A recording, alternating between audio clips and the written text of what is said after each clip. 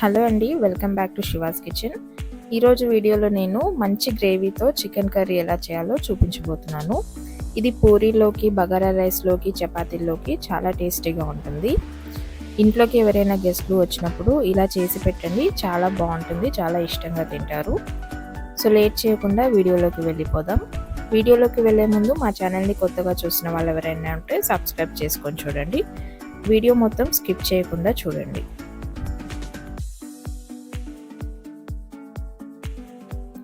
ముందుగా నేను ఒక హాఫ్ కేజీ చికెన్ని ఇలా 2-3 సార్లు వాష్ చేసుకున్నానండి.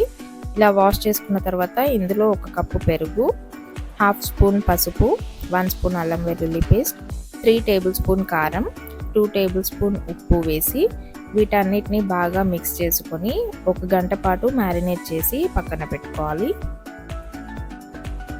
తర్వాత స్టవ్ ఆన్ చేసుకొని ఒక ఫ్రై ప్యాన్ తీసుకొని అందులో 4 టేబుల్ స్పూన్ ధనియాలు, 1 స్పూన్ మిరియాలు, 1 దాల్చిన చెక్క, 4 ఇలాచీలు, 4 లవంగాలు, 1 టేబుల్ స్పూన్ జీలకర్ర తీసుకొని వీటన్నిటిని డ్రై రోస్ట్ చేసుకోవాలి.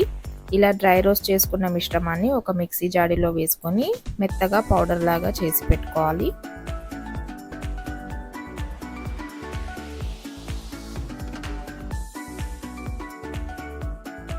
తర్వాత మళ్ళీ స్టవ్ ఆన్ చేసుకొని అదే ఫ్రై ప్యాన్లో 3 టేబుల్ స్పూన్ ఆయిల్ వేసుకొని ఆయిల్ వేడయ్యాక ఇందులో 3 మీడియం సైజ్ ఉల్లిపాయలని ఇలా పొడవుగా కట్ చేసుకొని వీటన్నిటిని కొద్దిగా ఫ్రై చేసుకోవాలి.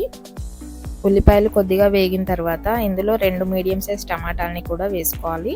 టమాటాలు వేసిన తర్వాత ఇందులో 10 కాజు ముక్కలు కూడా వేసుకొని వీటన్నిటిని మెత్తగా ఉడికేంత వరకు ఫ్రై చేసుకోవాలి. ఇలా మెత్తగా ఉడికిన తర్వాత ఒక మిక్సీ జాడీలో చల్లారిన తర్వాత పేస్ట్ లాగా ఇలా చేసుకొని పెట్టుకోవాలి.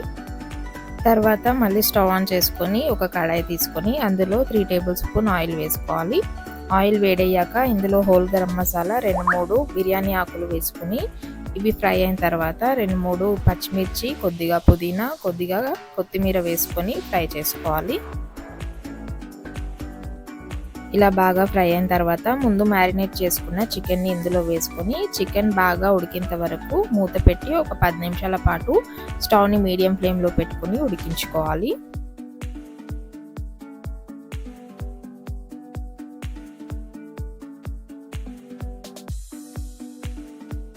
పది నిమిషాల తర్వాత మూత తీసుకొని ఇలా ఒకసారి కలుపుకోవాలి. చూసారు కదా, వాటర్ అంతా సపరేట్ అయిపోయి చికెన్ బాగా ఉడికిపోయింది. ఇలా ఉడికిన తర్వాత ఇందులో మనం ముందుగా పేస్ట్ చేసి పెట్టుకున్న టమాటా ఉల్లిపాయ పేస్ట్ని వేసుకోవాలి.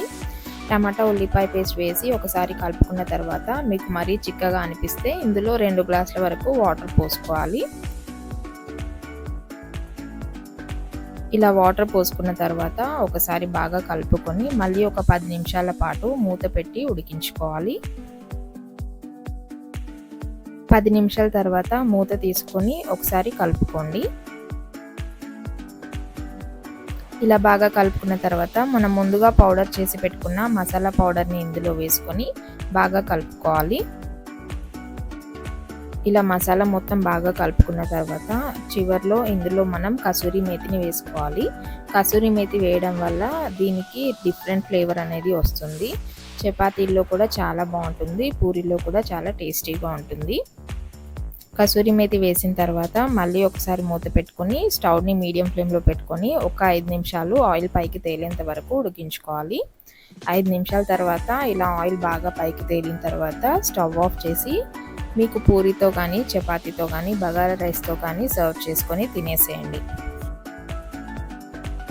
అంతేనండి, ఏ మసాలాలు వాడకుండా మంచి గ్రేవీతో చికెన్ కర్రీని ఇలా ఒకసారి ట్రై చేసి మీకు ఎలా వచ్చిందో కామెంట్ బాక్స్లో పెట్టండి. ఈ వీడియో కనుక మీకు నచ్చినట్లయితే లైక్ చేయండి, షేర్ చేయండి, కామెంట్ చేయండి. మరిన్ని ఇంట్రెస్టింగ్ రెసిపీస్ కోసం మా ఛానల్ని సబ్స్క్రైబ్ చేసుకోవడం మర్చిపోకండి. పక్కనే ఉన్న బెల్ ఐకాన్ నొక్కడం కూడా మర్చిపోకండి.